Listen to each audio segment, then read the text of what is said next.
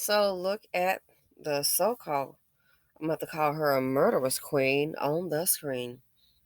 I ever heard about this story. Too many questions. I'm trying to understand how nobody called the police about these children, which, I've heard people say this and I'm starting to believe it. Sometimes people just have children. Doesn't mean they love them.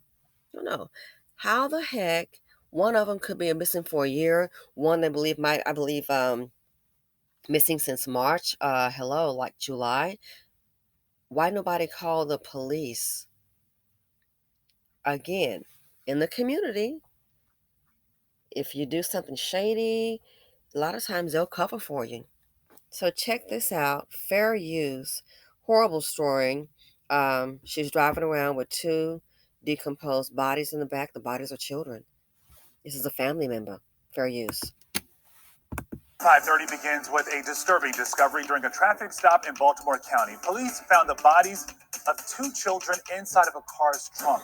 Their aunt has been charged in this case, and get this, according to court documents, one of the children may have died more than a year ago. How is it Joy Burnett has more. 33-year-old Nicole Johnson faces several charges, including 2 counts of child abuse that resulted in the death of 2 children under 13. Baltimore County Police say an officer pulled Johnson over late Wednesday night, and when the officer told her that the car had to be towed because the tags were fake, the officer detected the unmistakable odor of decomposition. At one point, the officer even noticed that the clear bag contained maggots inside.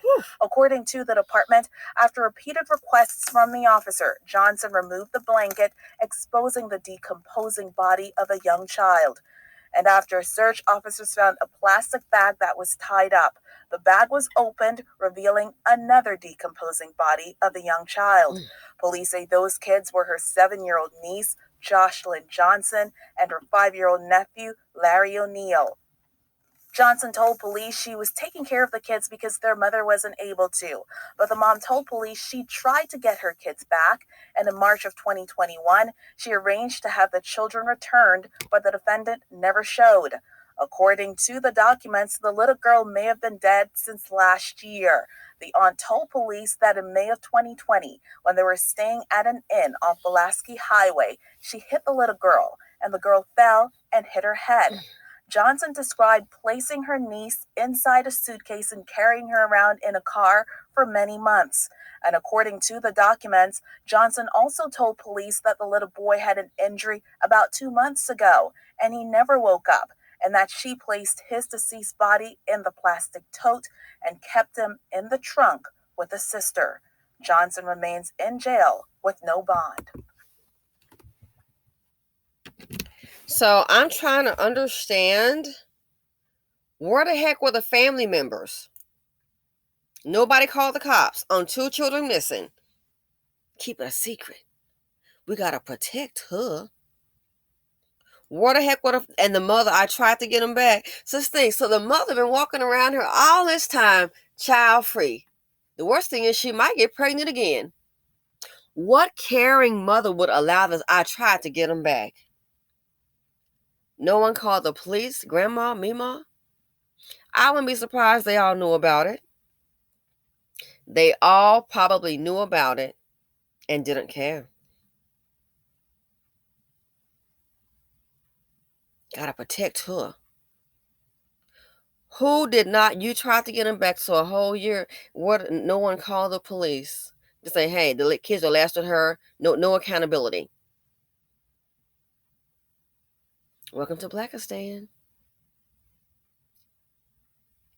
That's why it's in the condition it is. Sympathy. Oh, 2 children are dead. Man, I would be at her door if it was my. I would. Well, first of all, I wouldn't have them around her, but something like that, I would break into her house. Where are the kids? Where are my kids? You got 3 seconds. No one called the police.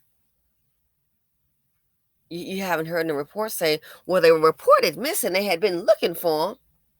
No. You think they all love the children? Sometimes it's just, a moment happened and neither party was having protection. The man, he just goes on off.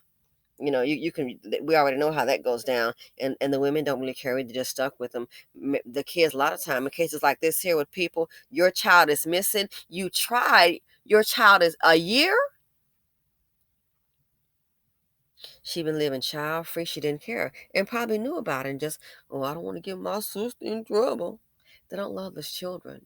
People want to act like, well, not every single one is a loving mother. Some just she got caught with the package and didn't use birth control. These kids are just here. That's why when you see them committing these crimes, they don't care. Whatever. I don't. She don't wasn't. A lot of them don't want to be bothered with their own seed that they put here. They've checked out. That's why I'm opposed to the poverty D and poverty P. If you're gonna, some people can raise their kids in poverty. Man, that home is structured. Mama does not play, um, and they do well. So if she can, if that woman, a woman can do that, why the other can't? Because the other doesn't care. I've heard of that. Yeah, a lot of people come from poor backgrounds. Oh no, we had your homework done, the house clean, you had chores done. You're respectful, yes, ma'am. Let the school call and see what's going to happen. Now, me growing up, I'd be terrified. The school growing up, oh my gosh, because back, your mom was part of the PTA. So yeah, they were, back in the day, they were calling it landline. I remember once they said, I was talking, I guess I didn't stop talking. And she called the home, spoke to my mom. Yeah, yeah. So, interesting. But yeah, sometimes they don't love these kids. It is what it is. People want to criticize me for doing the videos. Sometimes we need to see it for what it is. So when you see it for what it is, you can deal with it or go ahead on with your blinders on. And the community has been going on with the blinders. That's why you're in the situation that you're in a lot of cases. So you look at the group collectively. You want to talk about systemic racism. Racism, does it exist? Hell to the yeah, it does. So add systemic racism and racism, everyday stuff. Add now top on that in the community, then you got self-hatred, try to build, no support, beat you down. Add that onto it. And then the danger, it can be a living hell on earth. And maybe I think that's why you have all these high blood pressure issues, just so much stress.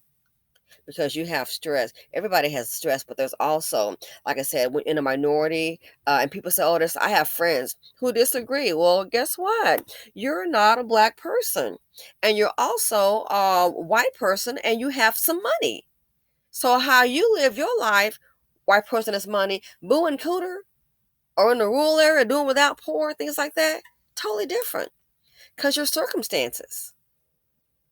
Yeah. So we're shaped by our circumstances.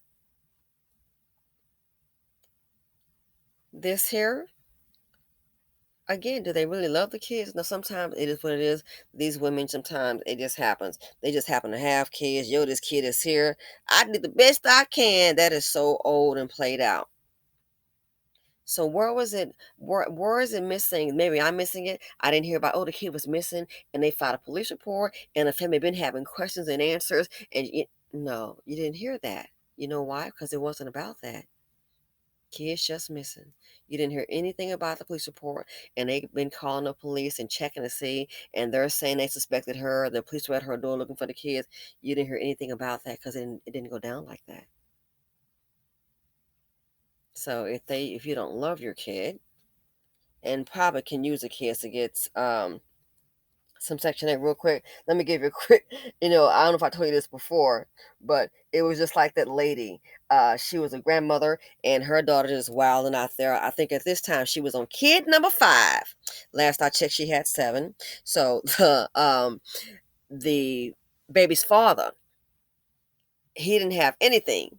no place to live besides his mama's house. Didn't have any money, didn't have a job, didn't have a car. All of a sudden, he decides that he wants to see his son. I want to see my son. Okay, just for a weekend, I want to see my son. And the man hadn't seen the son in, oh my gosh, in probably, I don't know, months or a year. At the time, I think the child was like, ooh, he was school age, like maybe kindergarten or something. So guess what happened? They let him see the child for the weekend, and he took the child and picked him up and took him to his mama's house.